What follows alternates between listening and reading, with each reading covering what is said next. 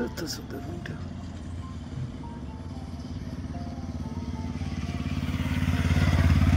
किती सेकंद? नमस्कार मित्रांनो, शेवग्याच्या पानाची भाजी करणार आहे मी आज. छान माझ्या दारातच आहे झाड आणि कवळे पानं छान आलेले आहे.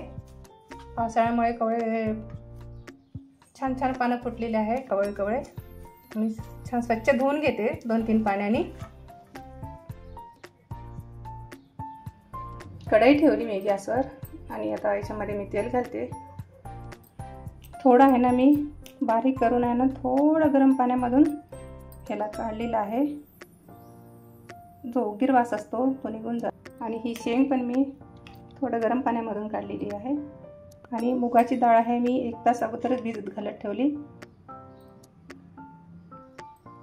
छान आपलं तेल गरम झालेलं आहे. राई टाकते, त्याच्यानंतर जिरं फोडणीला, कांदे टाकून घेते. छान कांदा आहे मी परतून घेते. पावसाळा असल्यामुळे आहे ना भाजी खूपच छान आलेली आहे.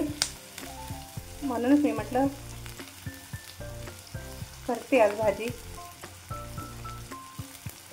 मी आमच्या पद्धतीने, तेलंगणा पद्धतीने तुम्हाला दाखवत आहे. छान कांदा आहे, भाजून घ्यायची. खूप पौष्टिक असते ही भाजी, खायला चविष्ट. वातरोग, पित्तरोग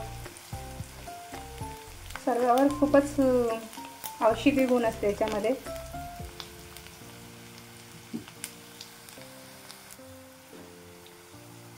लसूण, हिरवी मिरची आणि कोथिंबीरचा पेस्ट केला मी.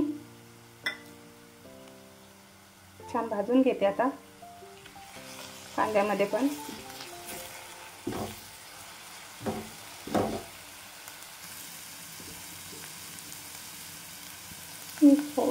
थोडा आहे ना टमाटर टाकलेला आहे. कांदा लसूण आपला छान भाजलेला आहे. आणि थोडा टमाटर टाकलेला मी. मीठ टाकते चवीपुरतं.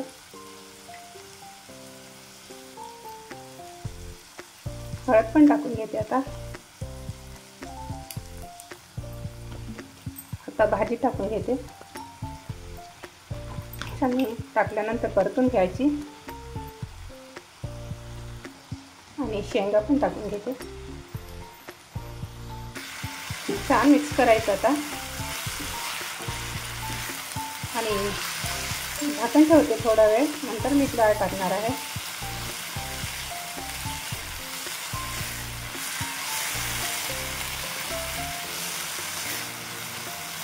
हप्त्यातून एखाद्या वेळेस तरी आवर्जून खावी ही भाजी.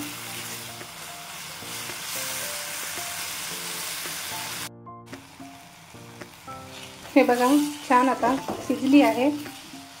मी 3 ते 4 मिनिट आहे ना छान वाफेवर शिजवलेलं आहे. आणि डाळ टाकून घेते, मुगाची डाळ. छान मिक्स केली मी डाळ. आणि पाणी होतं बघा मिक्सरच्या भांड्यामधलं. आपण हिरवी मिरची, कोथिंबीर धरलेलं ते पाणी पण त्याच्यात घातलं. आणखी थोडं पाणी टाकून घेतलं मी आणि शिजवून घेते थोडा वेळ आणखीन.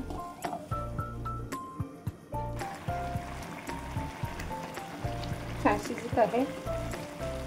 जास्त नरम नाही करायची मुगाची डाळ.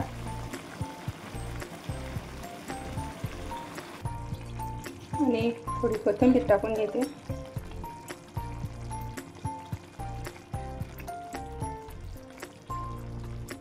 माझी रेसिपी कशी वाटते नक्की कमेंट्समध्ये सांगायला विसरू नका.